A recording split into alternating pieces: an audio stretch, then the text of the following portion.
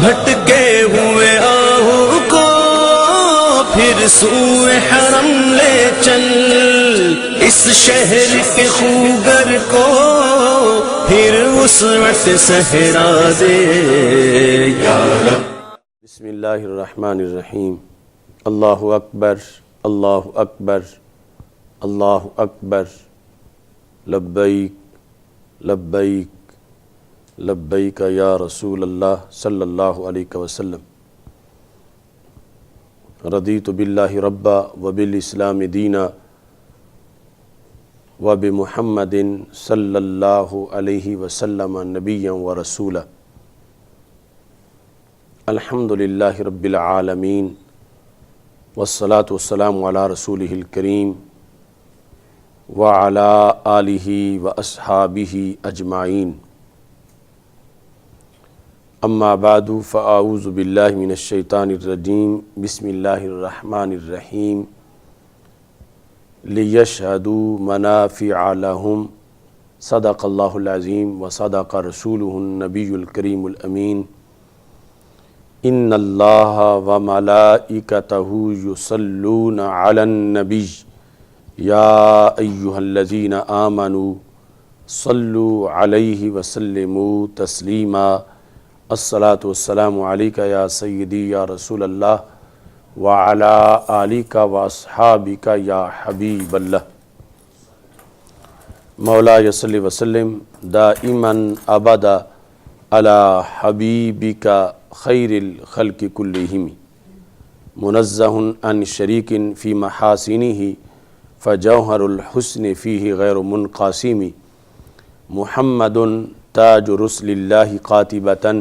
محمد صادق الاقوال والکلم، محمد ذکرہ روح لانفسنا، محمد شکرہ فرد علی الامم۔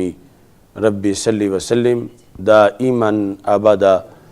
علی حبیبک خیر الخلق کلہم۔ اللہ تبارک و تعالی جل جلالہ وعم نوالہ واتم برہانہ وعظم شانہ وجل ذکرہ وعز اسمہ کی حمد و ثناء، اور حضور سرور کائنات، مفخر موجودات، زینت بزم کائنات، دستگیر جہاں، غم گسار زماں، سید سروراں، حامی بے کساں، قائد المرسلین خاتم النبیین، احمد مجتبیٰ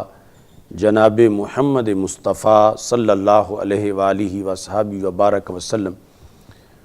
کے دربار گوہر بار میں ہدیہ درود السلام عرض کرنے کے بعد، رب ذوالجلال کے فضل اور توفیق سے ہفتہ وار اقامت دین کے 13ویں پروگرام کے اندر آج ہم موجود ہیں۔ ناظرین، آج ہمارا موضوع ہے فلسفہ حج۔ آپ جانتے ہیں کہ دنیا بھر سے فرزندان اسلام فریضہ حج کی ادائیگی کے لیے، حرمین شریفین کی حاضری کے لیے، اللہ کے گھر اور در رسول علیہ الصلاۃ والسلام کی حاضری کے لیے حجاز مقدس پہنچ رہے ہیں۔ اسی مناسبت سے آج فلسفہ حج کو موضوع سخن بنایا جا رہا ہے۔ عبادات میں سے حج ایک منفرد عبادت ہے جس کو اسلام کا رکن خامس بھی کہا جاتا ہے۔ قرآن مجید برہان رشید میں رب ذوالجلال نے جا بجا اس کا تذکرہ کیا، نسک کو بیان کیا گیا، اس کی حکمتیں واضح کی گئیں۔ خالق کائنات جل جلالہ نے قرآن مجید برہان رشید میں مکمل ایک سورت جس کا نام ہی سورہ حج ہے اسے نازل فرمایا۔ اس کے اندر رب ذوالجلال نے حضرت ابراہیم علیہ السلام کو جو خطاب کیا تھا وہ آیات رب ذوالجلال نے نازل فرمائیں، اور انہیں خالق کائنات جل جلالہ نے یہ حکم دیا وَأَذِّن فِي النَّاسِ بِالْحَجِّ کہ آپ لوگوں میں حج کی عام ندا کر دیں، حج کا اعلان کر دیں، یَأْتُوکَ رِجَالًا کہ وہ لوگ آپ کے پاس آئیں، رجالا دراں حال کہ وہ پیادہ ہوں، پیدل چلتے ہوئے، وَعَلَى كُلِّ دَامِرٍ اور ہر دبلی اونٹنی پر، یعنی رب ذوالجلال نے حضرت ابراہیم علیہ السلام سے جو اعلان کروایا، جس کا تذکرہ قرآن مجید میں بھی موجود ہے کہ لوگوں کو تم حکم دو کہ وہ تمہارے پاس حج کے لیے آئیں، اور آنے کی دو حالتیں بیان کیں، ایک تو وہ پیدل چل کے آئیں اور دوسرا سواری پہ آئیں۔ عَلَى كُلِّ دَامِرٍ يَأْتِينَ مِن كُلِّ فَجٍّ عَمِيقٍ وہ اونٹنیاں ہر دور کے رستے سے چل کر تمہارے پاس پہنچے۔ لِيَشْهَدُوا مَنَافِعَ لَهُمْ لوگ کیوں تمہارے پاس آئیں حج کرنے کے لیے؟ اللہ تعالیٰ فرماتا ہے تاکہ وہ اپنے منافع پائیں، فوائد حاصل کریں، منافع لہم جو ان کے منافع ہیں اس کو وہ حاصل کر سکیں۔ آگے تفصیلاً مزید حج کے مختلف امور کا تذکرہ اس جگہ موجود ہے۔ یہاں واضح طور پر اس چیز کا ذکر ہے کہ خالق کائنات جل جلالہ نے جو حج کا حکم دیا تو یہ انسان کی بہتری کے لیے ہے، اور اس کا مقصد یہ ہے کہ انسان اپنے منافع حاصل کر سکے۔ منافع کے لحاظ سے جو قرآن مجید برہان رشید کے اندر تذکرہ ہے، اس کی مختلف تشریحات اور جو اس کی تفصیلات ہیں وہ ہمارے عربی لٹریچر میں تفصیل کے ساتھ ذکر کی گئی ہیں۔ جو تفسیر تابعین سے آگے رائج ہوئی ہے، جنہوں نے صحابہ کرام رضی اللہ تعالی عنہم سے پڑھا اور آگے قرآن مجید کی تفسیر امت مسلمہ میں پھیلائی، حضرت مجاہد اور حضرت عطا دونوں کا یہ قول ہے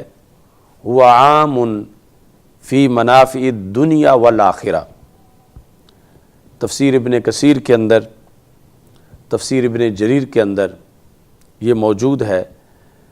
کہ یہ منافع صرف ایک طرح کے نہیں، نہ صرف دنیاوی ہیں اور نہ صرف اخروی ہیں، دونوں طرح کے منافع حج میں ملتے ہیں، اور دونوں طرح کے منافع کے حصول کے لیے جانا، اس کا تذکرہ لیشہدوا کے اندر کیا گیا ہے۔ یہاں تک کہ کہا جاتا ہے، جس طرح کہ زمخشری نے تفسیر کشاف میں لکھا کہ حضرت امام اعظم ابو حنیفہ رضی اللہ تعالی عنہ نے جب تک حج نہیں کیا تھا تو اس وقت تک آپ دیگر عبادات کو حج پر ترجیح دیتے تھے، اور جب آپ نے حج کیا تو اور سارے امور کو دیکھا، لیشہدوا منافع لہم، حج کے اندر جس قدر برکات ہیں اور تجلیات ہیں اور فوائد ہیں، انہوں نے اس کے بعد یہ قول کیا کہ حج ساری عبادات پر فضیلت رکھتا ہے، اور پھر اس کی تشریحات جو ہیں مختلف طریقوں سے انہوں نے واضح فرمائیں۔ اب اس کے اندر جو دنیاوی فوائد ہیں وہ بھی، یعنی جس وقت ایک غرض اچھی ہوگی اور نیت اچھی ہوگی تو اس کے تحت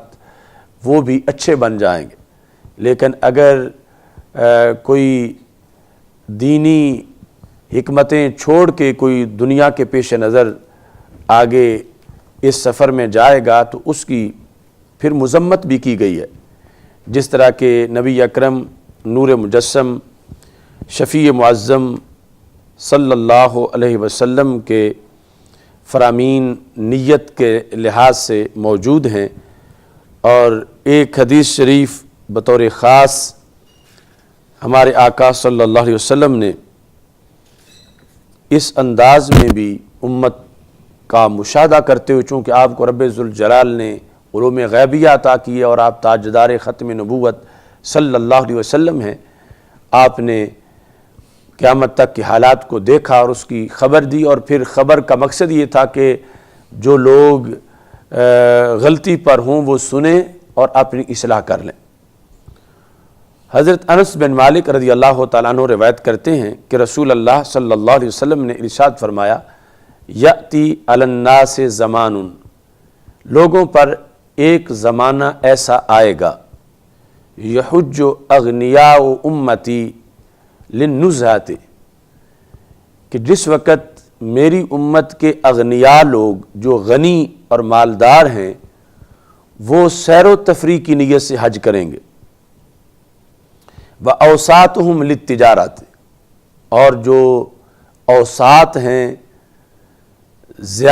بہت زیادہ مالدار نہیں ہیں، وہ تجارت کی نیت سے حج کریں گے، وَقُرَّاؤُهُمْ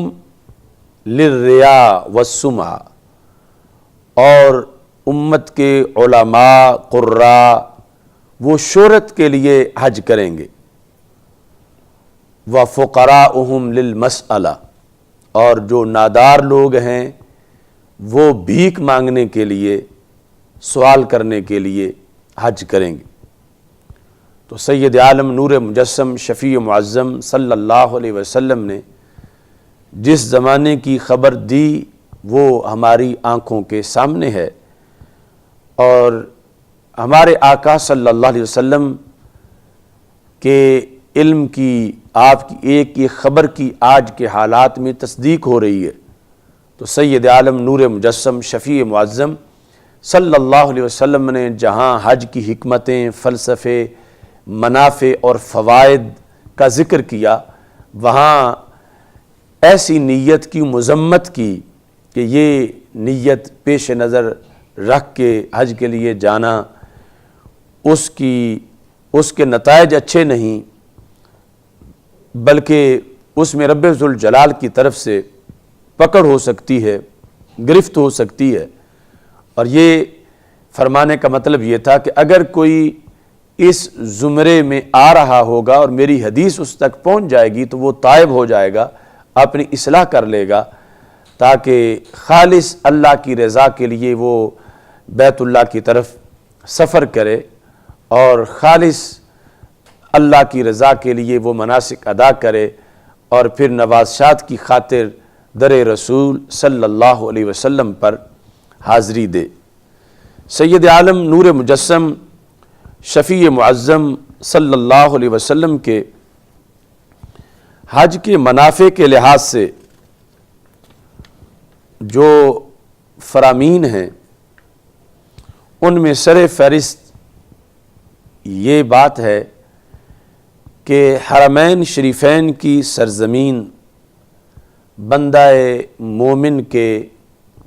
ایمان کا محور ہے، اور سب سے بڑی چیز جو انسان کے پاس دولت ایمان ہے، چونکہ یہ سرزمین اس کا مطلع ہے، وہاں سے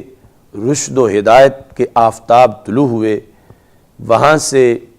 لشکر اسلام کا آغاز ہوا، وہاں سے بانی اسلام سید المرسلین حضرت محمد مصطفیٰ صلی اللہ علیہ وسلم کی آفتاب عالم تاب نے جہان کو روشن کیا۔ اس بنیاد پر ہر قلب سلیم میں یہ چاہت ہے کہ میں وہ مقام جا کر دیکھوں کہ جہاں سے وہ چشمہ پھوٹا جس کی وجہ سے میرا سینہ بھی سیراب ہو رہا ہے۔ اس بنیاد پر انبیاء کرام علیہم السلام کے مشاہد، انہوں نے اس مقام کی طرف سفر کیا، وہاں بہت سا وقت گزارا، اور فرشتوں کے وظائف میں ہے کہ وہ عرش کے نیچے سے احرام باندھ کر کعبۃ اللہ کی طرف آتے ہیں، اور پھر رب ذوالجلال نے جو ازل میں روحوں سے وعدہ لیا تھا، عہد ہوا تھا، اور جو میثاق قرآن مجید میں موجود ہے الست بربکم والا، اس کے لحاظ سے بھی حضرت عبداللہ بن عباس رضی اللہ تعالی عنہما ارشاد فرماتے ہیں، اخذ اللہ عز وجل المیثاق من ظہر آدم بنعمان یعنی عرفہ، کہ رب ذوالجلال نے جو روحوں سے میثاق لیا تھا تو وہ ساری روحیں اس وقت جس میدان میں اکٹھی کی گئی تھیں وہ عرفات کا میدان ہے۔ تو اگرچہ وہ ابھی عالم ارواح تھا اور عالم دنیا سے بہت پہلے کی بات ہے، لیکن اس جگہ یعنی میدان عرفات کا خصوصی طور پر تعلق ہے اس بڑے مشہد کے ساتھ کہ جب پوری انسانیت کی ارواح کو رب ذوالجلال نے اکٹھا کیا اور ان سے یہ سوال کیا، الست بربکم، کیا میں تمہارا رب نہیں ہوں؟ قالوا بلا، انہوں نے کہا کیوں نہیں، تو ہمارا رب ہے۔ تو یہ اولین وہ گراؤنڈ ہے کہ جس کے ساتھ عالم ارواح سے انسانیت کا تعلق ہے، اور پھر حشر بپا ہونے کے لحاظ سے بھی اس میدان کے خصوصی احکام ہیں۔ تو اس بنیاد پر یہ جتنے مشاہد ہیں اور مشاعر ہیں اور مختلف قسم کے جو اثریہ مقامات ہیں اور تاریخی جگہیں ہیں، ایک انسان کی ایمانی محبت اسے اس طرف کھینچتی ہے کہ وہ ان مقامات کو دیکھے اور ان سے اپنے آپ کو محظوظ کرے۔ اسلام میں خالق کائنات جل جلالہ نے تطہیر کے کئی مواقع رکھے ہیں کہ جس کی وجہ سے بندے کو غسل ملے اور اس کی آلودگی دور ہو جائے۔ اس کے اندر کچھ مقامات ایسے ہیں کہ جس کو عام ہر مسلمان حاصل نہیں کر سکتا، وہ ساری خصوصیت سمٹ کے پھر حج کی صورت میں سامنے آتی ہے۔ سید عالم نور مجسم شفیع معظم صلی اللہ علیہ وسلم کے پاس جس وقت حضرت عمر بن عاص حاضر ہوئے اور وہ کہتے ہیں کہ میرا ارادہ تھا کہ میں اسلام قبول کروں اور جو شرک کی آلودگی ہے، کفر کی آلودگی ہے، میں اس سے صاف ہو جاؤں۔ کہتے ہیں لما جعل اللہ الاسلام فی قلبی، جب رب میں میرے دل میں اسلام لانے کا شوق پیدا کیا اور میں نے فیصلہ کر لیا کہ میں اسلام قبول کروں، اتیت رسول اللہ صلی اللہ علیہ وسلم، تو میں رسول اللہ صلی اللہ علیہ وسلم کے پاس حاضر ہوا۔ فقلت ابسط یدک، کہ یا رسول اللہ صلی اللہ علیہ وسلم آپ اپنا ہاتھ آگے کریں، لأبایعک، تاکہ میں بیعت کروں اور میں کلمہ پڑھوں۔ فبسط یدہ، تو رسول اللہ صلی اللہ علیہ وسلم نے یوں ہاتھ آگے پھیلایا ان کی طرف، تو کہتے ہیں فقبضت یدی، تو میں نے اپنا ہاتھ پیچھے کھینچ لیا۔ تو جب میں نے اپنا ہاتھ پیچھے کھینچا تو یہ ایک جسارت تھی۔ سرکار دو عالم صلی اللہ علیہ وسلم نے پھر بھی مہربانی فرمائی، فقال ما لک یا عمر، عمر تجھے کیا ہے، تو نے خود ہی کہا کہ ہاتھ آگے کرو، میں کلمہ پڑھنا چاہتا ہوں، میں نے آگے کیا ہے، تم نے پیچھے کھینچ لیا ہے، تو اس کی وجہ کیا ہے؟ تو کہتے ہیں قلت اشترط، تو میں نے کہا کہ میں شرط لگانا چاہتا ہوں کہ میری کچھ شرطیں ہیں، وہ بات اگر منظور ہوتی ہے تو پھر میں کلمہ پڑھوں گا، ورنہ میں کلمہ نہیں پڑھوں گا۔ تو رسول اللہ صلی اللہ علیہ وسلم نے فرمایا تشترط ماذا، کیا شرط تم لگانا چاہتے ہو؟ قلت ان یغفر لی، تو میں نے کہا میری شرط یہ ہے کہ میرے سارے گناہ بخشے جائیں، تو پھر میں کلمہ پڑھتا ہوں، ورنہ میں نہیں کلمہ پڑھتا۔ یہ شرط حضرت عمر رضی اللہ تعالیٰ عنہ نے رسول اللہ صلی اللہ علیہ وسلم کے سامنے رکھی۔ تو ہمارے آقا علیہ الصلوۃ والسلام نے فرمایا اما علمت ان الاسلام یہدم ما قبلہ، کہ اے عمر تمہیں معلوم نہیں کہ اسلام نام ہی اس برسات کا ہے جس سے سارے داغ دھل جاتے ہیں اور اسلام قبول کرنے سے سارے گناہ بخشے جاتے ہیں، تو لہذا شرط لگانے کی ضرورت نہیں، یہ تو شرط کے بغیر بھی طے شدہ ہے کہ اسلام لانے سے انسان کے سارے گناہ جو اس سے پہلے کے ہیں وہ بخشے جاتے ہیں۔ اس کے ساتھ ہمارے آقا صلی اللہ علیہ وسلم نے پھر اسلام لانے کے بعد بھی موقع ایک بتایا کہ جس سے سارے گناہ بخشے جاتے ہیں، وہ یہ تھا، فرما ان الہجرۃ تہدم ما قبلہ، اسلام لانے کے بعد جب زندگی میں کوئی مسلمان دین کے لیے ہجرت کرے تو اس ہجرت سے بھی پہلے سارے گناہ بخشے جاتے ہیں۔ اب اس میں جہاں اسلام اور ہجرت کی فضیلت ہے، تو اب ہم جو اکثریت مسلمانوں کی ہے کہ جن کو رب ذوالجلال نے ماؤں کے دودھ میں ہی اسلام عطا فرمایا ہے، اور ہم نے کوئی ایک دن، گھنٹہ، منٹ، سیکنڈ بھی کفر و شرک میں نہیں گزارا، تو یہ بہت بڑی سعادت ہے۔ لیکن ہو سکتا ہے کہ کسی کو یہ خیال آئے کہ اگر آج میں نے اسلام قبول کیا ہوتا تو پہلے سارے گناہ بخشے جاتے اسلام کی وجہ سے، جبکہ دوسری طرف بہت شرف ہے کہ ہم نے ہوش سنبھالنے سے پہلے سے اس دین پر موجود ہیں۔ اور ایسے ہی جن لوگوں کو ہجرت کا موقع نہیں ملا کہ وہ یہ سوچیں گے کہ کاش کہ ہمیں بھی ہجرت کا کوئی موقع ملتا، جبکہ جو بندہ دارالاسلام میں رہ رہا ہے اور وہ اس کی خود ایک فضیلت ہے کہ وہ دارالحرب یا دارالکفر میں اسے جینا ہی نہیں پڑا، وہ ہے ہی دارالاسلام میں۔ تو یہ جو حسرت تھی، اسلام نے یہ ایک دوسری طرح یہ حسرت پوری کی کہ ہمارے آقا صلی اللہ علیہ وسلم نے اسی حدیث کے آخری حصے میں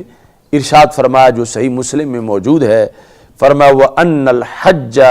يَهْدِمُ مَا قَبْلَهُ، کہ حج کی یہ شان ہے کہ یہ بھی پہلے سارے گناہ دور کر دیتا ہے اور سارے داغ مٹا دیتا ہے، اس سے بھی انسان کو ایک غسل مل جاتا۔ تو اس ترتیب کے اندر نبی اکرم نور مجسم شفیع معظم صلی اللہ علیہ وسلم نے حج کا یہ بڑا فائدہ بیان کیا کہ جیسے اسلام لانے سے ایک بہت بڑا انقلاب آتا ہے اور پہلے سارے داغ دھل جاتے ہیں، اور ہجرت سے یعنی اسلام لانے کے بعد پھر ایک چانس رکھا گیا ہے کہ جس کی وجہ سے انسان کو غسل مل جائے، اور یہ دونوں مواقع نہ بھی ہوں تو حج ایک ایسا سیزن ہے، ایک ایسا موسم ہے اور اللہ کی رحمتوں کا ایک ایسا موقع ہے کہ جس کی وجہ سے نبی اکرم نور مجسم شفیع معظم صلی اللہ علیہ وسلم نے ان لفظوں سے بیان کیا یہدم ما قبلہ، یہ منہدم کر دیتا ہے، مٹا دیتا ہے پہلے کے جو گناہ ہوتے ہیں، اس کی وجہ سے ان کا صفایا ہو جاتا ہے اور انسان کو ایک انقلاب آشنا زندگی میسر آتی ہے۔ تو فلسفہ حج کے لحاظ سے سر فہرست یہی امر ہے کہ انسان قرب خداوندی اور قرب رسول صلی اللہ علیہ وسلم سے بہرہور ہوتا ہے، اور اس کے اندر قدم قدم پہ اس کو اتنی حسنات میسر آتی ہیں، اتنی نیکیوں کا موسم ہوتا ہے، اور اس کے اندر اتنے موڑ ہیں، کہیں نہ کہیں بندے کی ملاقات رحمتوں سے ہو جاتی ہے، اور اتنا یعنی سمندروں کی جھاگ جتنے گناہ جب بخشے جا رہے ہوتے ہیں تو طواف کے چکروں میں، کعبے کی طرف دیکھنے میں، صفا مروہ میں دوڑنے میں، منا، عرفات، مزدلفہ میں کہیں نہ کہیں اس کو ایسا موقع میسر آ جاتا ہے کہ جس کی وجہ سے پھر راجا قیومن والدتہ امہ، کہ ہمارے آقا صلی اللہ علیہ وسلم ارشاد فرماتے ہیں کہ یوں لوٹتا ہے جیسے آج ہی اس کی ماں نے اس کو جنم دیا ہے، اور ایک نئی زندگی اور تابندگی کے ساتھ اس کی واپسی ہوتی ہے۔ سید عالم نور مجسم شفیع معظم صلی اللہ علیہ وسلم نے یہ ارشاد فرمایا، من حج ماشیا حتی یرجع الی مکہ تھا، کہ جو پیدل حج کرتا ہے، یعنی مکہ مکرمہ سے پیدل نکلتا ہے منا کی طرف، پھر عرفات کی طرف، پھر مزدلفہ، پھر واپس منا کی طرف، پھر واپس مکہ مکرمہ آ جاتا ہے، تو کتب اللہ لہ بکل خطوۃ 700 حسنہ من حسنات الحرم، تو اس کے لیے ہر قدم پر، جتنے قدم وہ اٹھاتا ہے،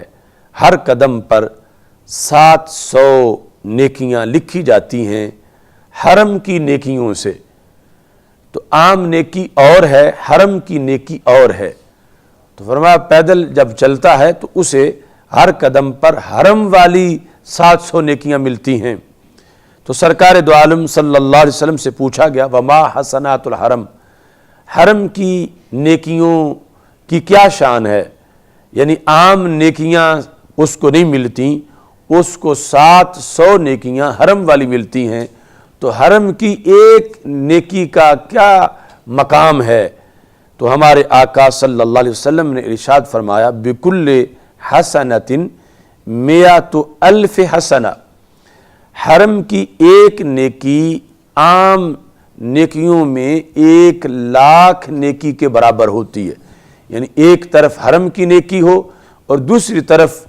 حرم کے علاوہ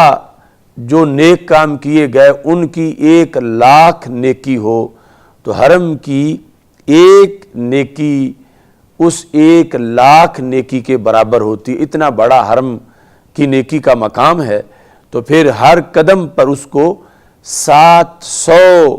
حرم کی نیکی ملتی ہے، اور حرم کی ایک نیکی جو ہے وہ 1,00,000 نیکی کے برابر ہے۔ تو یہ یعنی کس قدر لِيَشْهَدُوا مَنَافِعَ لَهُمْ، کہ انسان کے لیے اس سفر میں کتنے منافع ہیں اور کس قدر انسان کو نوازا جاتا ہے۔ یہاں تک کہ ہمارے آقا صلی اللہ علیہ وسلم سے سیدہ عائشہ صدیقہ رضی اللہ تعالی عنہا روایت کرتی ہیں، ان الملائکۃ لتصافح رکبان الحجاج وتعتنق المشاة، کہ فرشتے حاجیوں کا جب استقبال کرتے ہیں تو جو حاجی سواری پر ہیں ان سے فرشتے مصافحہ کرتے ہیں، اور جو پیدل چل رہے ہیں ان سے معانقہ کرتے ہیں۔ تو اگرچہ حجاج کو اس بات کا احساس نہ ہو، لیکن جس طرح شب قدر میں یہ ذکر ہوا کہ جبریل آتے ہیں، فرشتے آتے ہیں اور وہ مصافحہ کرتے ہیں لوگوں سے، اگرچہ اس کا عام لوگوں کے احساس نہ ہو، لیکن نبی اکرم نور مجسم شفیع معظم صلی اللہ علیہ وسلم کے فرمان کی وجہ سے اس میں وہ ضرور تجلیات موجود ہیں جن کا ذکر نبی اکرم نور مجسم شفیع معظم صلی اللہ علیہ وسلم نے فرمایا ہے۔ اس میں حج اور عمرہ کے لحاظ سے ایک ہی بندگی مختلف قسم کی نیکیوں سے مالا مال کی گئی ہے۔ ہمارے آقا صلی اللہ علیہ وسلم نے حج کو جہاد بھی قرار دیا ہے، اور کس کس کا جہاد؟ ایک شخص آیا، اس نے کہا یا رسول اللہ صلی اللہ علیہ وسلم انی ارید الجہاد فی سبیل اللہ، میں اللہ کے راستے میں جہاد کرنا چاہتا ہوں۔ تو رسول اللہ صلی اللہ علیہ وسلم نے فرمایا کہ میں تمہیں وہ جہاد نہ بتاؤں کہ جس کے اندر کوئی کانٹا نہیں ہے؟ تو اس نے کہا کیوں نہیں؟ تو سرکار نے فرمایا حج البیت، بیت اللہ کا حج، یہ ایک آسان جہاد ہے۔ حضرت ابو ہریرہ رضی اللہ تعالی عنہ کہتے ہیں کہ رسول اللہ صلی اللہ علیہ وسلم نے ارشاد فرمایا جہاد الکبیر والصغیر والضعیف والمرأۃ الحج والعمرہ۔ نسائی شریف میں یہ حدیث شریف ہے کہ ہمارے آقا صلی اللہ علیہ وسلم ارشاد فرماتے ہیں بوڑھا بندہ جو ہے اس کا جہاد، چھوٹے بچے کا جہاد، ضعیف اور لاغر کا جہاد اور عورت کا جہاد حج اور عمرہ ہے۔ یعنی ان سب کو حج عمرے میں جہاد کا ثواب مل جائے گا کہ جو دوسرا سخت جہاد کرنے پر قادر نہیں، بڑھاپے کی وجہ سے یا بچپن کی وجہ سے یا ضعف کی وجہ سے یا عورت ہونے کی وجہ سے، تو انہیں شریعت میں نبی اکرم نور مجسم شفیع معظم صلی اللہ علیہ وسلم نے یہ فرمایا کہ اس کی وجہ سے ان کو ثواب ملے گا، اور وہ ثواب جو ہے وہ جہاد کا ثواب۔ ہمارے آقا صلی اللہ علیہ وسلم نے حج کے لحاظ سے جو فوائد بیان کیے، اس میں جہاں انسان کے لیے نامہ اعمال کا دھل جانا ہے، گناہوں کا معاف ہو جانا ہے، قرب الہی کا ملنا ہے، وہاں دیگر فوائد بھی موجود ہیں جو ضمناً ان فوائد کے ہیں۔ اس میں مصنف عبد الرزاق کے اندر رسول اللہ صلی اللہ علیہ وسلم کا فرمان ہے حجو تستغنو، کہ تم حج کرو تم مالدار ہو جاؤ گے۔ یعنی حج کو باقاعدہ ایک دولت اور مال کا سبب بھی بتایا کہ حاجی کو اور عمرہ کرنے والے کو رزق میں اللہ تعالیٰ کی طرف سے اضافہ کر دیا جاتا ہے، اور یہاں تک کہ نبی اکرم نور مجسم شفیع معظم صلی اللہ علیہ وسلم نے فرمایا، جو حضرت عبداللہ بن عمر روایت کرتے ہیں رضی اللہ تعالی عنہ، کہ سرکار ارشاد فرماتے ہیں الحجاج ان سالوا اعطوا، کہ حاجیوں کا اللہ کے ہاں خصوصی مقام ہوتا ہے، اگر وہ سوال کریں تو انہیں دے دیا جاتا ہے، یعنی اللہ سے جو دعا کرتے ہیں۔ ان سالوا اعطوا وَإِن دعوا، اور اگر وہ دعا کریں اجیبوا، قبول کی جاتی ہے۔ وَإِن أَنفَقُوا أُخْلِفَ عَلَيْهِمْ، اور اگر وہ حج کے سفر میں ضرورت کا پیسہ خرچ کریں تو اس پیسے کی جگہ اللہ کی طرف سے اور انہیں دے دیا جاتا ہے۔ یعنی یہ پیسہ جو حج کے اندر خرچ کیا جاتا ہے اس کا فوراً خلیفہ، یعنی اس کی جگہ آنے والے پیسے کا رب ذوالجلال کی طرف سے بندوبست کر دیا جاتا ہے۔ اور سید عالم نور مجسم شفیع معظم صلی اللہ علیہ وسلم نے یہ بھی ارشاد فرمایا کہ تم مسلسل حج اور عمرہ کرتے رہو، اور اس کی حکمتوں کے اندر سید عالم نور مجسم شفیع معظم صلی اللہ علیہ وسلم نے اس چیز کو رکھا کہ جہاں انسان کو اس وجہ سے دیگر فوائد حاصل ہوں گے، تقوی، پرہیزگاری، وہاں اللہ تعالیٰ کی طرف سے اسے مالی طور پر بھی فوائد میسر آئیں گے۔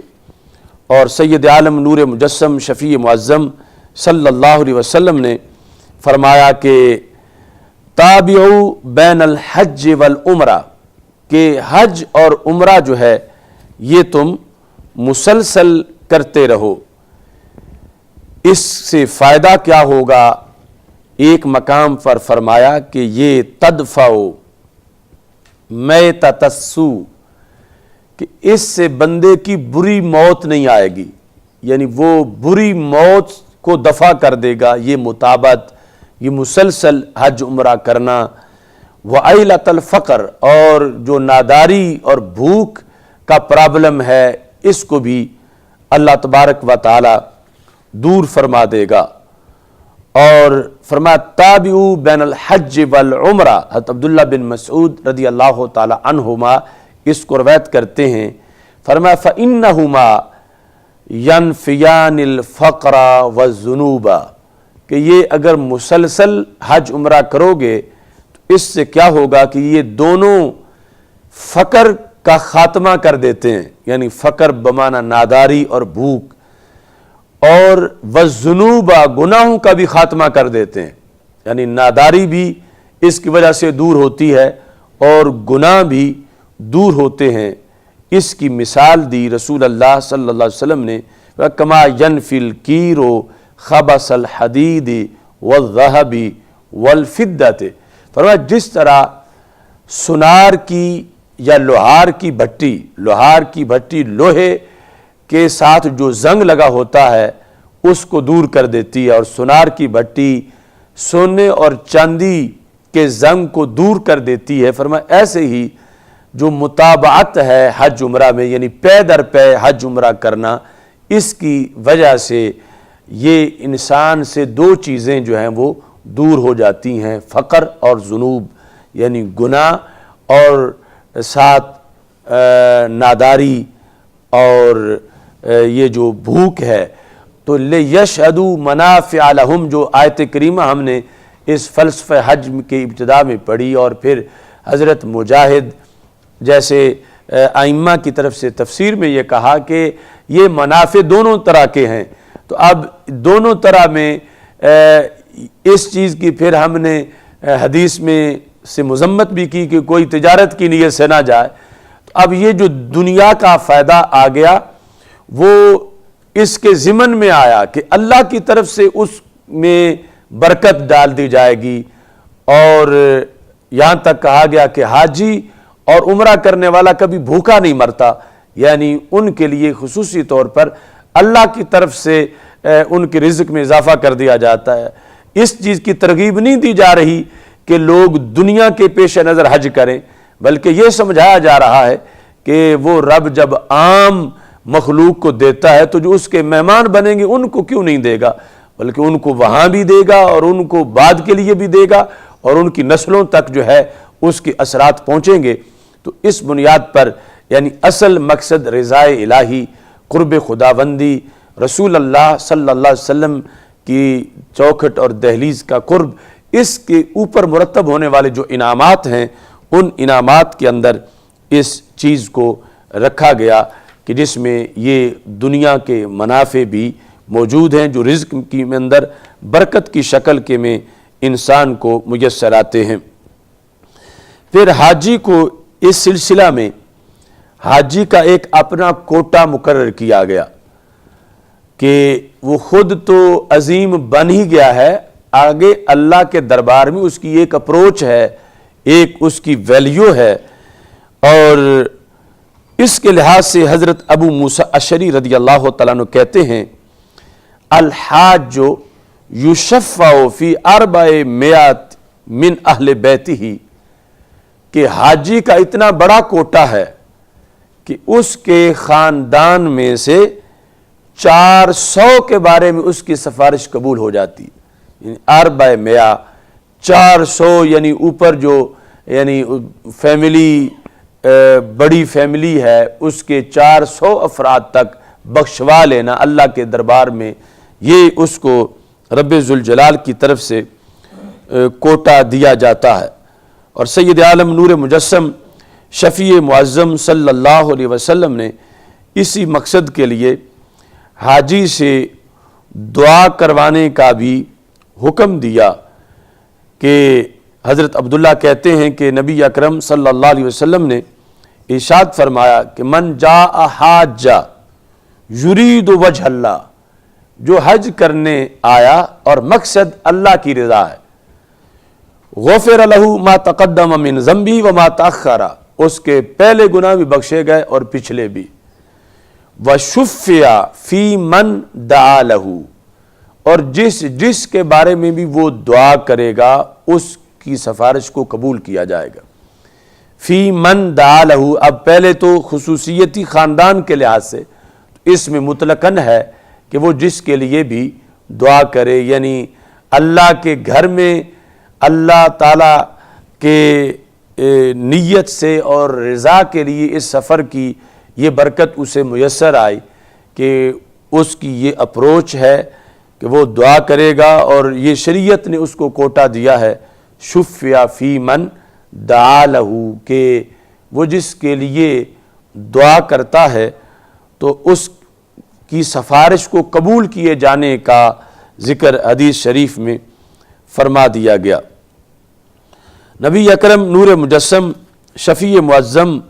صلی اللہ علیہ وسلم سے اس سلسلہ میں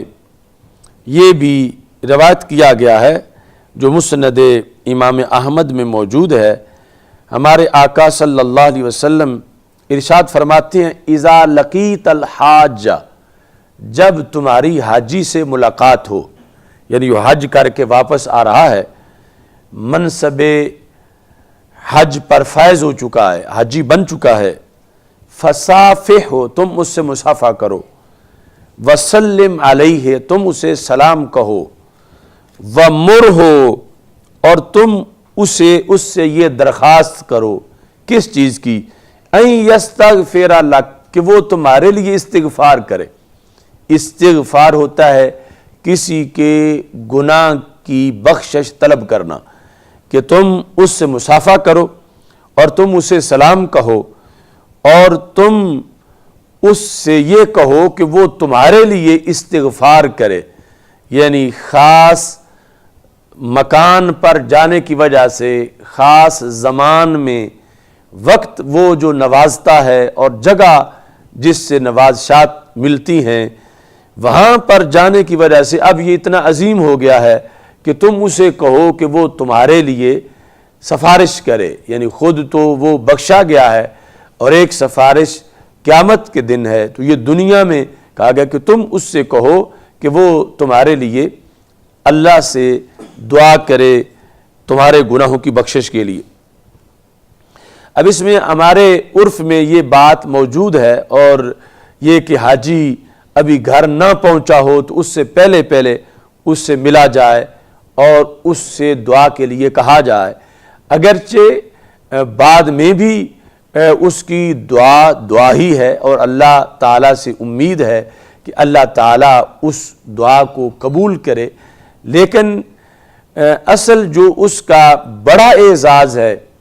وہ ہے جب وہ گھر سے نکلا تھا اللہ کے رستے میں حج کے لیے، واپس آنے تک یعنی گھر داخل ہونے تک اس کا ایک خصوصی کوٹا ہے، اور اس میں دعا کی قبولیت کا ایک خصوصی مقام ہے، اور یہ کوئی یعنی لوگوں کی گھڑی ہوئی بات نہیں ہے، بلکہ حدیث شریف میں جو امام احمد بن حنبل نے مسند امام احمد کے اندر جو حدیث ذکر کی ہے، اس میں یہ باقاعدہ تذکرہ ہے اس قید کا کہ اس کے گھر داخل ہونے سے پہلے اس سے دعا کرواؤ، کیونکہ وہاں پر حدیث شریف میں ہے کہ ہمارے آقا صلی اللہ علیہ وسلم ارشاد فرماتے ہیں وَمُرْهُ أَن يَسْتَغْفِرَ لَكَ قَبْلَ أَن يَدْخُلَ بَيْتَهُ، قبل اس کے کہ حاجی اپنے گھر میں داخل ہو تم اس سے یہ کہو کہ وہ تمہارے لیے بخشش کی دعا کرے، تمہارے لیے استغفار کرے۔ تو گھر میں داخل ہونے کے بعد اس کی وہ جو خصوصی طور پر وفد اللہ ہونے والی سیٹ تھی اس کا اختتام ہو جائے گا۔ ان الحاج جو وفد اللہ، حاجی اللہ کا ڈیلیگیشن ہے، اللہ کا وفد ہے، تو چونکہ گھر داخل ہونے کے بعد پر مقیم ہو جائے گا تو اس سے پہلے اس کی مزید ایک اس کی شان ہے اللہ کے ہاں کہ یہ اللہ کے لیے نکلا ہوا تھا اور اللہ کا مہمان تھا، تو اس واسطے یہ کہا گیا قبل ان يدخل بیتہ، قبل اس کے کہ وہ حاجی اپنے گھر میں داخل ہو تو اس سے یہ کہا جائے کہ وہ تمہارے لیے استغفار کرے۔ یہ سب کیوں ہے؟ ہمارے آقا علیہ الصلوۃ والسلام ارشاد فرماتے ہیں فَإِنَّهُ مَغْفُورٌ لَهُ، چونکہ وہ خود مغفور لہو ہے، یعنی اسے بخشا گیا ہے، اس کی مغفرت ہو چکی ہے، اور اس مغفرت کے بعد وہ انعام یافتہ ہو کے واپس لوٹ رہا ہے، تو پھر اس کا یہ مقام ہے کہ وہ اوروں کے لیے سفارش کرے گا تو اس کی سفارش کو قبول کیا جائے گا۔ اس بنیاد پر سید عالم نور مجسم شفیع معظم صلی اللہ علیہ وسلم نے دعا کے لیے کہا، اور یہ یعنی کوٹا پوری امت میں قیامت تک کے لیے ہے، جب تک حج ہوتا رہے گا، خاص صدی کوئی ہو، علاقہ کوئی ہو، کسی علاقے کے مسلمان جب بھی وہ اس شرف سے مشرف ہوں گے ان کے لیے یہ خصوصی اہتمام موجود ہے، اور اس کی جو کنفرمیشن ہے وہ خود رسول اللہ صلی اللہ علیہ وسلم پہلے سے کروا چکے ہیں۔ یعنی ایک تو یہ ہے کہ رسول اللہ صلی اللہ علیہ وسلم نے خود دعائیں مانگی امت کے لیے، اور ایک یہ ہے کہ رسول اللہ صلی اللہ علیہ وسلم نے امت میں سے کچھ لوگوں کے لیے یہ دعا مانگی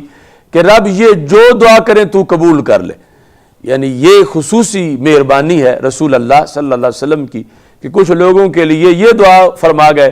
کہ رب یہ اس وصف والے لوگ جو دعا کریں اس دعا کو تو قبول کر لینا۔ تو اس میں یہ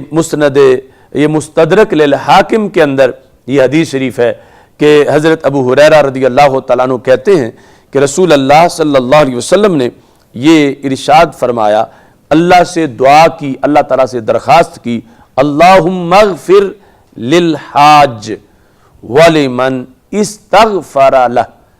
اے اللہ حاجی کو بخش دے۔ یہ حاجی کے لیے ڈائریکٹ دعا ہے۔ پھر ولمن استغفر لہ،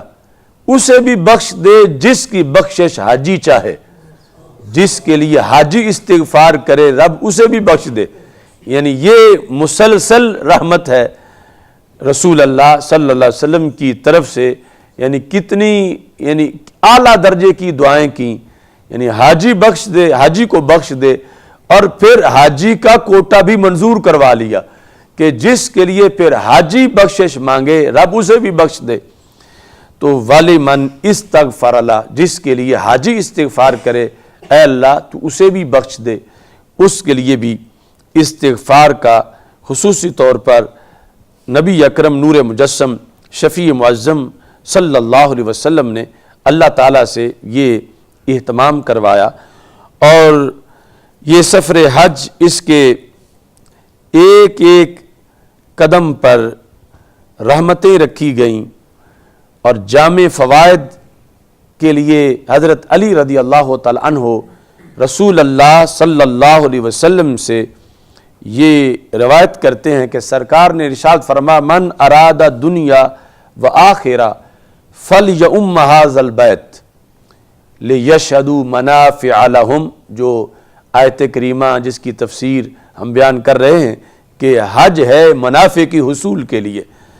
تو سرکار فرماتے ہیں کہ جو بندہ دنیا چاہتا ہو اور آخرت چاہتا ہو، اور ظاہر یہ ہے کہ دنیا کی طلب جو آخرت کی بہتری کا ذریعہ بنے وہ شریعت میں مذموم نہیں ہے، اور جو دنیا آخرت کی بغاوت کی طرف لائے وہ مذموم ہے۔ تو یہاں یعنی وہ دنیا کے جس کے ذریعے انسان اپنی آخرت سنوار سکے، اس کے پاس ذرائع وسائل ہوں گے تو پھر وہ ان کے ذریعے صدقہ، خیرات، سماجی خدمت یا دینی کاموں میں بڑھ چڑھ کے حصہ لے سکے۔ تو اس بنیاد پر طلب دنیا بھی جائز ہے۔ تو سرکار دو عالم صلی اللہ علیہ وسلم ارشاد فرماتے ہیں، من اراد دنیا و آخرہ، جو بندہ دنیا اور آخرت کا ارادہ کرتا ہے کہ اسے دنیا اور آخرت چاہیے، فلیؤم ھذا البیت، وہ بیت اللہ کا ارادہ کرے، یعنی وہ بیت اللہ کی طرف جائے۔ ما اتاہ عبد سأل اللہ دنیا الا آتاہ منہا ولا آخرہ الا ادخر لہ منہا، کہ جو بندہ بھی وہاں جا کر رب ذوالجلال سے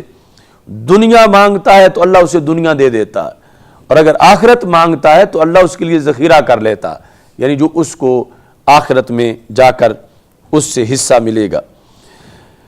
اس حج کے سفر کے اندر ایک کورس ہے حضوری کا کہ بندہ اس کو ان دنوں کے اندر یہ ایسی چیز، اس کو ایسا ماحول فراہم کیا جاتا ہے کہ وہ جدھر بھی توجہ کرے اسے خدا یاد آئے، اور وہ اللہ کی یاد میں مستحکم ہو جائے، یعنی ذہن کے اندر رچ بس جائے کہ بعد میں بھی اس پر اس کے اثرات نظر آتے رہیں۔ اس سلسلہ میں یعنی اسے انسان کے لیے اپنے گھر ہونا، اپنے محلے میں ہونا، اپنے شہر میں ہونا، یہ اس کی عادی چیز ہے۔ پھر اس کا سلے ہوئے لباس میں ہونا، پھر شریعت کے مطابق سر اس کا ڈھانپا ہوا ہونا، یہ ساری اس کی چیزیں ہیں عادت کے لحاظ سے۔ پھر اگر بال بڑھ جائیں ان کو کاٹنا، مونڈنا اور ناخن تراشنا، یہ سارے اس کے معمولات اس کو شریعت نے دیے ہوئے ہیں۔ حج کے اندر مسلسل اس کے لیے ایک حضوری کا پیغام اس لیے ہے کہ جب سفر میں وہ یہ دیکھتا ہے کہ میں اپنے گھر میں نہیں ہوں، یا یہ دیکھتا ہے کہ اپنے محلے میں نہیں ہوں، یا یہ دیکھتا ہے کہ اپنے شہر اور ملک میں نہیں ہوں، تو فوراً سوچ اس کی پلٹ کے اس طرف جاتی ہے کہ میں اللہ کا مہمان ہوں، اللہ کے لیے میں گھر چھوڑ آیا ہوں، اللہ کے لیے میں نے اپنا کاروبار چھوڑا ہوا ہے، اللہ کے لیے میں نکلا ہوں۔ تو یعنی اس کی یہ حالت اسے یاد الہی کی طرف واپس لوٹاتی ہے۔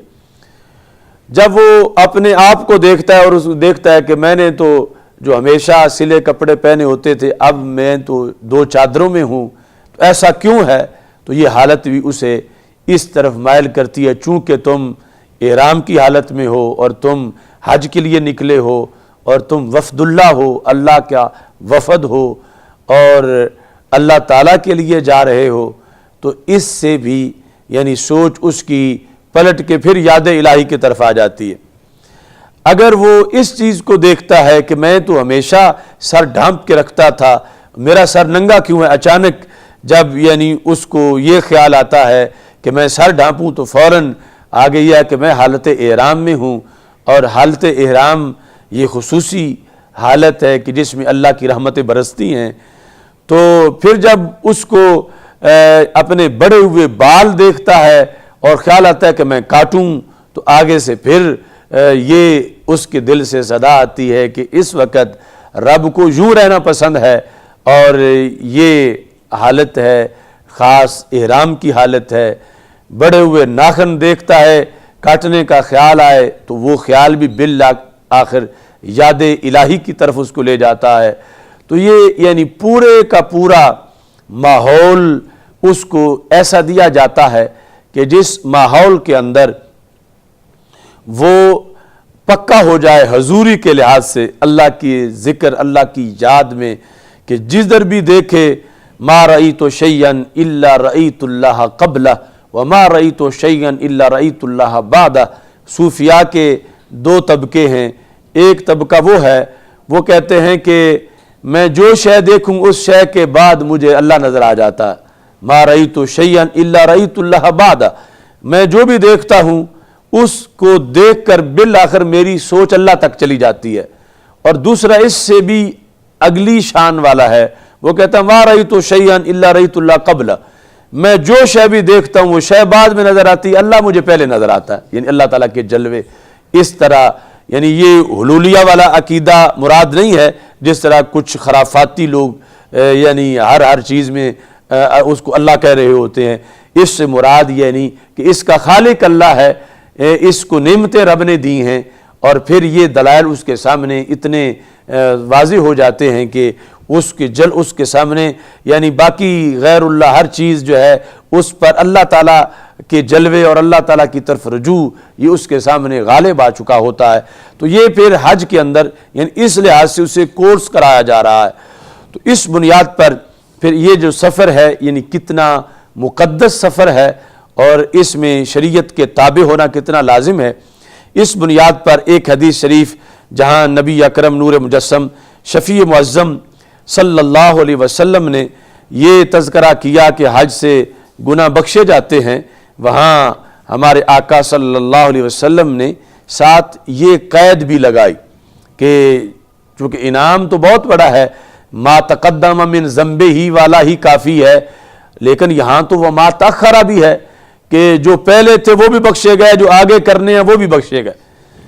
چونکہ اس میں جو الفاظ ہیں جو محب الدین طبری نے جس کو اپنی سند سے روایت کی، حضرت جابر بن عبداللہ رضی اللہ تعالیٰ عنہ روایت کرتے ہیں، اور دوسری جس کو حضرت عبداللہ روایت کرتے ہیں کہ غفر لہ ما تقدم من ذنبہ وما تأخر، جو پہلے تھے وہ بھی سارے بخشے گئے اور بعد والے بھی۔ اس میں ہمارے آقا صلی اللہ علیہ وسلم نے یہ قید لگائی، من قضا نسکہ،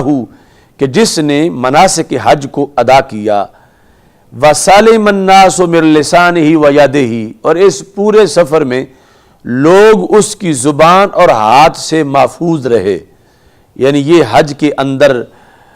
جو لا جدال، اس میں کوئی جھگڑا نہیں ہے، فلا رفث ولا فسوق ولا جدال فی الحج، اس کے لحاظ سے جو آیت میں ہے، رسول اللہ صلی اللہ علیہ وسلم نے بھی وضاحت کی کہ اتنی رحمتوں کے ماحول میں وہاں کسی کو تنگ نہ کرے، کسی کو گالی نہ دے، کسی سے جھگڑا نہ کرے۔ اگر لوگ اس سے بچ کے رہے، سلامت رہے لوگ اس کی زبان سے اور اس کے ہاتھ سے، تو پھر فرمایا غفر لہ ما تقدم من ذنبہ وما تأخر، اس کے پہلے پچھلے گناہ بخشے گئے اور اس کو یہ انعام میسر آیا۔ اس میں پھر فلسفہ حج کے لحاظ سے ایک جو بڑی ٹریننگ ہے وہ انسان کی عقل کا شریعت کے تابع ہونا، یعنی دوسری طرف یہ واضح کہا جا سکتا ہے کہ آج جو لبرل سیکولر ٹولہ اپنی عقل کو دین کے مقابلے میں لانے کی کوشش کرتا ہے، تو حج جو ہے یہ نام نہاد روشن خیالی کے خاتمے کا ایک کورس ہے کہ اپنی عقل کو فرمان مصطفیٰ علیہ السلام پہ قربان کر دو، عقل قربان کن بپیش مصطفیٰ صلی اللہ علیہ وسلم۔ یہ مکمل کورس ہے حج کے اندر، اس واسطے کہ جو بے لگام عقل ہے اس کی تو بات ہی نہیں، یعنی ایک عقل جس نے کلمہ پڑھا ہے، جس نے شریعت کو مانا ہے اور پھر اپنے دنیاوی فوائد کو چھوڑ کے وہ بندہ حج پہ چلا گیا ہے، وہاں جا کر جب اس نے کعبۃ اللہ کو دیکھا اور اس کی اتنی فضیلتیں ہیں، یہ آئندہ جمعے پر ہمارا موضوع بھی ہے عظمت کعبہ، تو وہ فضیلتیں ایک بندہ جب عمر بھر منتظر رہا اور پھر کعبۃ اللہ کی تجلیات کو دیکھنا اسے نصیب ہوا، 8 ذو الحج کا جب وقت آیا وہ ڈیرے لگائے بیٹھا ہے کعبۃ اللہ کے سامنے، تو شریعت نے کہا اب یہاں سے اٹھ تو منا کی طرف چل۔ اب منا ایک میدان ہے اور وہاں کوئی کعبہ نہیں ہے، اور کعبہ دنیا میں ایک ہی ہے،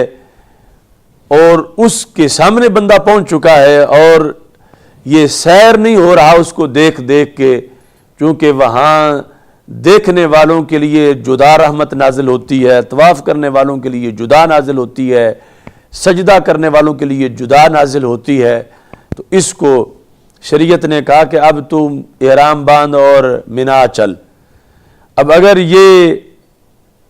اس پر اکڑ جائے نہیں کہ کعبۃ اللہ کے پاس میں آ گیا ہوں، میں نے تو یہیں رہنا ہے، اور حالانکہ اس میں اس عقل کے پاس ایک جواز بھی ہے کہ اس کعبے کی تو شریعت نے بڑی فضیلتیں بیان کی ہیں اور پتہ نہیں پھر نصیب ہوتا ہے یا نہیں ہوتا، اور منا تو آخر وہ ایک گراؤنڈ ہے تو میں یہاں ہی بیٹھوں گا، تو اگر وہ منا نہ جائے وہاں بیٹھے رہے تو رب ناراض ہو جائے گا کہ تو نے آج منا ہی جانا ہے۔ اب منا جب پہنچا تو پھر وہاں کی فضیلتوں کو اسے پتہ چلا کہ کتنے انبیاء کرام علیہ السلام وہاں رونق افروز ہوئے، اور پھر مسجد خیف اور اس کی عظمتیں، منا کا وقوف، ابھی وہاں دل لگا ہی رہا تھا تو 9 ذو الحج شریعت نے کہا اب یہاں سے اٹھ عرفات چل۔ اب اگر کہ نہیں میں نے تو یہاں ہی رہنا ہے، اب اس کوئی بڑا مقام ہے، یا میں کل چلا جاؤں گا یا میں پرسوں چلا جاؤں گا، تو اللہ ناراض ہو جائے گا اور یہ اس کی بڑی محرومی ہو جائے گی، بڑا نقصان ہو جائے گا۔ اگر 9 ذو الحج کو وقوف عرفہ اس نے نہ کیا تو یہ 1000 کیا لاکھ طواف بھی کر لے اس کا حج نہیں ہوگا، اسے اس کام کے لیے تو عرفات میں ہی جانا پڑے گا۔ اب اس جگہ ہر جگہ بات جو ہے وہ عقل کو پھر سمجھانی پڑے گی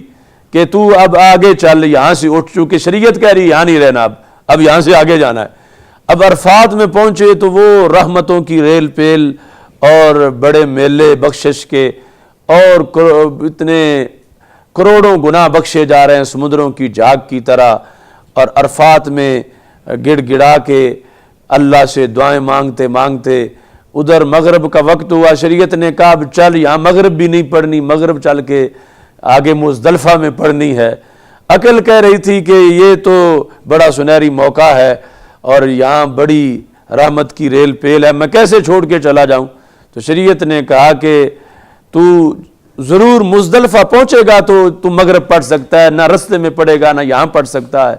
اب پھر مزدلفہ میں پہنچا تو رات گزری تو کہا اب یہاں سے چلو مینا کی طرف۔ تو یہ ایک کورس کرایا گیا بندے کو کہ اپنی نہیں ماننی اپنے رب کی ہے، ماننی شریعت کی ہے، ماننا ہے رسول اللہ صلی اللہ علیہ وسلم کے فرمان کو۔ حالانکہ یہ جو فوائد ہیں شرعی فوائد ہیں، یہ بے لگام عقل کی بات نہیں، یہ تو بڑی پارسا عقل کی بات ہے جو کعبے کا دیدار کرنا چاہتی ہے، جو عرفات کی لذتیں لینا چاہتی ہے، یہ بڑی متقی پارسا عقل ہے۔ لیکن اس کو بھی کہا گیا کہ جب رب اس پہ اب راضی نہیں، رب اس پر راضی ہے تو آگے چل کے بیٹھ، اور یہ خاص وقت ہی سارا حج ہے، ورنہ عرفات بھی وہاں ہے، منا بھی وہاں ہے، مزدلفہ بھی وہاں ہے۔ یہ تاریخیں نہ ہوں تو وہ انعام نہیں ملتے جو ان اوقات میں ملتے ہیں۔ تو اس بنیاد پر یعنی یہ ایک پورے حج کے اندر نام نہاد روشن خیالی کے خلاف کورس کرایا گیا بندے کو کہ حسن و قبا شریعت کے مطابق ہے۔ شریعت جس چیز کو حسین سمجھے ہم نے اسے حسین سمجھنا ہے، شریعت جس کو قبیح سمجھے ہم نے اس کو قبیح سمجھنا ہے۔ شریعت کا کلمہ ہم نے پڑھا، عقل کا کلمہ نہیں پڑھا۔ اگر جو چیز شرعن اچھی ہے عقل کو بھی اچھی لگے تو یہ عقل کی قسمت ہے، عقل کا کمال ہے۔ لیکن اگر شریعت میں ایک چیز بڑی اچھی ہے عقل کو سمجھ نہیں آ رہی، بندے نے پھر بھی کرنا وہی ہے جو شریعت کہتی ہے، تو اب اس میں ایک جس اس کا ثواب دو گنا ہو جائے گا کہ اگر عقل کو سمجھ آ جاتی تو پھر تو عمل کرنا آسان تھا، اس کو سمجھ نہیں آئی، اس نے پھر بھی کہا کروانا میں نے وہی ہے جو شریعت کہتی ہے۔ تو اس بنیاد پر یعنی اس کو ایک مزید روشنی میسر آئی۔ تو یہ سارے کا سارا سفر اس بنیاد پر اس کے فلسفے میں یہ چیز بھی واضح طور پر موجود ہے کہ یہ جو آج بیماری پھیل چکی ہے پورے معاشرے کے اندر، شریعت کو مشورے دینا اور شریعت کے احکام میں تبدیلی کی کوشش کرنا اور گنجائش ڈھونڈنا اور اپنی عقل کا کلمہ پڑھ کے اس کو آگے لانا، یعنی یہ حج کی خصوصی ٹریننگ ہی یہ ہے کہ اور پھر اوقات کی پابندی ہے، نظم و ضبط ہے، اور اس کے لحاظ سے پھر اتنے منافع ہیں جو دنیا کے لحاظ سے بھی ہیں اور آخرت کے لحاظ سے بھی ہیں۔ اور پھر اس میں جو تلبیہ ہوتا ہے اس تلبیے میں اسلام کا جو نظام سلطنت اور نظام حکومت ہے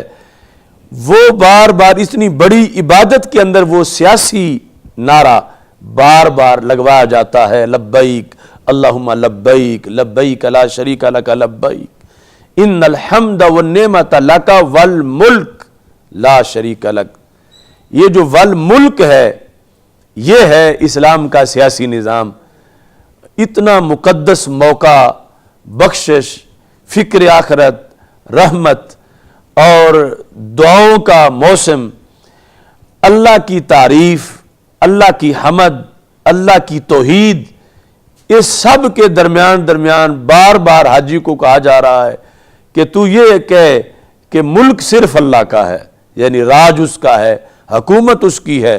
یعنی یہ جو امریکی نیو ورلڈ آرڈر ہے اس کے خلاف حج میں بھی نعرہ لگوایا جاتا کہ لبیک اللہم لبیک لبیک لا شریک لک لبیک۔ اس میں توحید آ گئی، ان الحمد والنعمت لک، اس میں تعریف اللہ کی، توصیف، والملک یعنی اللہ تعالی کا نظام اللہ کی زمین پر لانا، اس کا باقاعدہ تلبیہ کے اندر عہد ہے کہ رب ہم زمین پر کسی اور کا ملک نہیں مانتے، تیرا ہی ملک مانتے، تیرا راج، تیری حکومت۔ یہ یعنی اسلام کا مزاج ہے کہ اتنی بڑی عبادت کے اندر لوگوں نے احرام باندھے ہوئے ہیں اور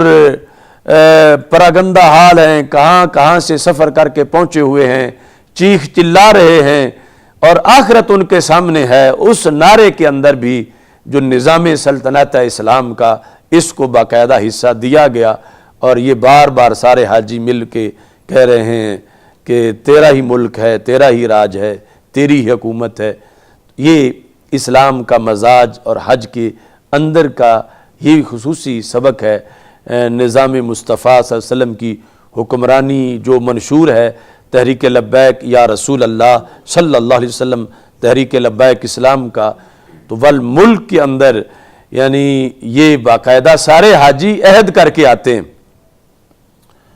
اور یہ بات بھی بڑی قابل غور ہے کہ کوئی کورس ایک بندہ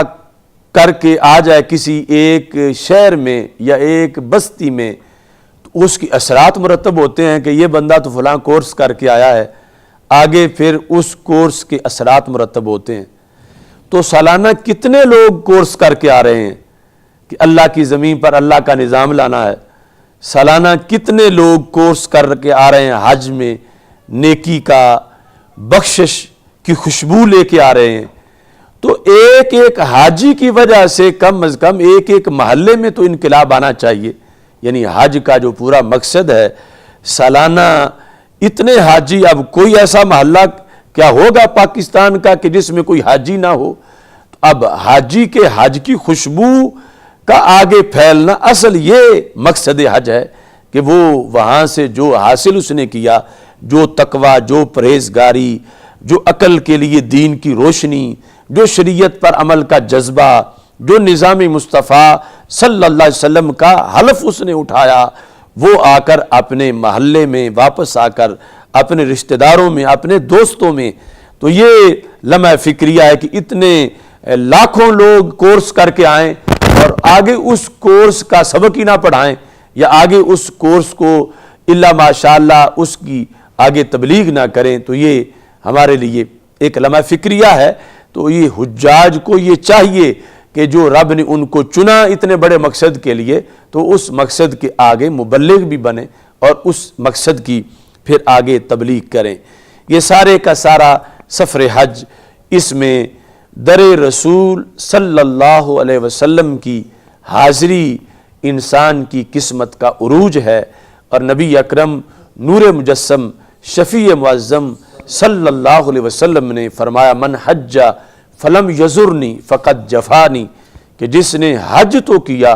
مگر میری زیارت کے لیے نہیں آیا تو اس نے مجھ سے جفا کی ہے، یعنی اس نے وفا نہیں کی۔ اور یہ فرمایا، من اتانی زائرہ، جو میرے پاس آیا، یعنی سرکار نے بعد از وصال بھی، یعنی یہ نہیں فرمایا کہ میری قبر پہ آیا، فرمایا جو میرے پاس آیا۔ اور اس انداز، اس یعنی سیغے کے ساتھ بار بار نبی اکرم نور مجسم شفیع معظم صلی اللہ علیہ وسلم نے مدینہ منورہ کی حاضری کا تذکرہ فرما، جو ایک مستقل موضوع ہے اور اس کے لحاظ سے بھی انشاءاللہ گفتگو ہوگی۔ یہ حج کا جو پورا سینیریو ہے، اس میں جو سر فہرست انسان کے لیے تصور رہتا ہے اللہ تعالیٰ کی یاد کے ساتھ، وہ رسول اللہ صلی اللہ علیہ وسلم کی ذات کا تصور ہے کہ احرام باندھا تو یہ احرام باندھنے کا طریقہ کس نے دیا، یہ حکم کس نے دیا، نفل پڑھے ہیں احرام کے تو یہ کس نے سب سے پہلے پڑھے، چل رہا ہوں حرم شریف کی طرف تو یہ کس کے دعوت پر، کس کے طریقے پر، طواف میں قدم قدم پر کہ یہاں رسول اللہ صلی اللہ علیہ وسلم کے قدم لگے اور آپ نے ہمارے لیے یہ طریقہ عطا کیا۔ بلکہ رسول اللہ صلی اللہ علیہ وسلم نے تو خود امت کے لیے اس امر کا اہتمام کر دیا۔ اب عام ایک چیز ہے مثلا زمزم پینا، تو زمزم کے اندر بھی ان تصور رسول صلی اللہ علیہ وسلم کے مختلف مراحل موجود ہیں، اور یہ بہت تھوڑے لوگ جانتے ہیں کہ زمزم بھی ایک تبرک ہے رسول اللہ صلی اللہ علیہ وسلم کا، یعنی زمزم کے اندر بھی تبرک رسول صلی اللہ علیہ وسلم کے جلوے موجود ہیں۔ نبی اکرم نور مجسم شفیع معظم صلی اللہ علیہ وسلم کی ایک حدیث شریف جو ائمہ نے اس کو ذکر کیا اور مختلف کتابوں میں وہ موجود ہے، بالخصوص یہ میرے پاس جو کتاب ہے جس کا نام ہے تاریخ مکہ المشرفہ والمسجد الحرام والمدینہ الشریفہ والقبر الشریف، یہ پورا نام ہے اس کتاب کا، یعنی کعبہ سے لے کر گنبد خضرا تک سارے فضائل پر یہ امام ابو البقاء ابن ضیاء مکی حنفی 854 ہجری جن کا وصال ہے، اس کتاب کے اندر انہوں نے یہ لکھا ہے اور حدیث کے حوالے سے لکھا، اور بالخصوص جو امام ازرقی کی کتاب اخبار مکہ اس کی دوسری جلد میں یہ حدیث موجود ہے کہ نبی اکرم نور مجسم شفیع معظم صلی اللہ علیہ وسلم حجۃ الوداع کے موقع پر جب زمزم کے پاس آئے تو آپ نے فرمایا ناولونی دلوا، مجھے زمزم کے پانی والا ڈول پکڑاؤ۔ فناولوہ، تو صحابہ نے ڈول رسول اللہ صلی اللہ علیہ وسلم کو پکڑایا۔ فشرب منہا، تو رسول اللہ صلی اللہ علیہ وسلم نے اس ڈول سے چلو بھرا اور پانی آپ نے پیا۔ منہ میں پھر جس طرح کولی کرنے کے لیے پانی ڈالا جاتا ہے، پہلے پیا اور پھر جب دوسری مرتبہ چلو بھر کے پانی منہ میں ڈالا، ثم مدمدہ، تو جس طرح کولی کرنے کے لیے پانی کو گردش دی جاتی ہے منہ میں، اس طرح گردش دی۔ گردش دینے کے بعد فمجّ فی الدلو، تو آپ نے وہ پانی اس ڈول میں واپس ڈالا، یعنی اپنے منہ مبارک کی کلی والا پانی اس ڈول میں آپ نے واپس ڈالا۔ ثم امر بما فی الدلو، پھر آپ نے خود فرمایا کہ یہ ڈول والا پانی زمزم کے کنویں میں ڈالو۔ ثم امر بما فی الدلو فافرغ فی البئر یا فافرغ فی البئر، یہ زمزم کے کنویں کا پانی کیوں نہیں ختم ہوتا اور اس کی یہ تاثیر کیوں ہے؟ ایک اس کی اصل حقیقت جو کب سے چل کے آ رہا ہے، لیکن سرکار دو عالم صلی اللہ علیہ وسلم نے کوئی کمی سمجھی تو یہ عمل کیا کہ میری امت کو کبھی تصور آئے گا، جن کو یہ تڑپ ہوگی تو ہمیں سرکار کا لعاب دہن نصیب نہیں ہوا، تو کاش کہ ہم اس وقت ہوتے۔ تو سرکار دو عالم صلی اللہ علیہ وسلم یہ بندوبست فرما کے گئے کہ زمزم تو کبھی ختم نہیں ہوگا اور قیامت تک پوری دنیا میں یہ پہنچتا رہے گا، تو جہاں زمزم پہنچے گا وہاں تاجدار ختم نبوت صلی اللہ علیہ وسلم کا تبرک بھی پہنچے گا کہ اس کنویں کے اندر نبی اکرم صلی اللہ علیہ وسلم نے اپنا خصوصی تبرک جو ہے اس کو عطا کیا، اور تبرک کے منکرین اب کہاں کہاں سے روکیں گے، اللہ ہی جانتا ہے کہ نیت کدھر کی ہے۔ یعنی یہ صورتحال ہی اس طرح کی ہے کہ اب زمزم پہ کون پابندی لگائے، کون اس پہ پہرا لگائے، جبکہ اس کے اندر سرکار نے اہتمام کر دیا ہے کہ اگر ایسا زمانہ آ گیا کہ برکت اور تبرک کے دشمن ہر چیز پہ پہرا لگا دیں کہ یہاں بھی ہاتھ نہیں لگانا، یہاں بھی نہیں لگانا، یہاں بھی نہیں لگانا، یہاں بھی نہیں لگانا، یہاں کھڑے نہیں ہونا، اس پہاڑی پہ نہیں چڑھنا، لیکن ایسا تبرک تو ہو کہ جو اندر تک چلا جائے، تو وہ زمزم کے اندر رسول اللہ صلی اللہ علیہ وسلم کا براہ راست تبرک جو ہے وہ اس حدیث کے مطابق موجود ہے، اور اس وجہ سے امت جو ہے وہ شاد باد ہے اور اس تک یہ ساری صورتحال اس انداز میں پہنچ رہی ہے۔ اللہ تعالی ہم سب کا حامی و ناصر ہو۔ یہ اقامت دین کا آج کا پروگرام اختتام پذیر ہو رہا ہے۔ انشاءاللہ مجھے امید ہے کہ اس سال بھی حج پر حاضری ہوگی، اور تابعوا بین الحج والعمرہ، اس حدیث کے مطابق جو متابعت ہے اس کا، یعنی پے در پے حج عمرہ کرنا، اس کی سعادت اللہ کے اذن سے اگر میسر ہوئی تو انشاءاللہ مزید اس سلسلہ میں اضافہ ہوگا، اور باقی جو حجاج کرام پہنچ چکے ہیں ان کے لیے بھی دعا ہے، اللہ ان کو سالمین غانمین صحت و عافیت کے ساتھ مناسک ادا کرنے اور وطن واپس لوٹنے کی توفیق دے۔ جو جا رہے ہیں، جو جائیں گے، ان سب کے لیے بھی دعا ہے، اور جن کی باری نہیں آئی ان کے لیے بھی دعا ہے کہ اللہ تعالیٰ سب کو بار بار حج و عمرہ کی سعادت عطا فرمائے۔ وآخر دعوا یعنی الحمدللہ رب العالمین۔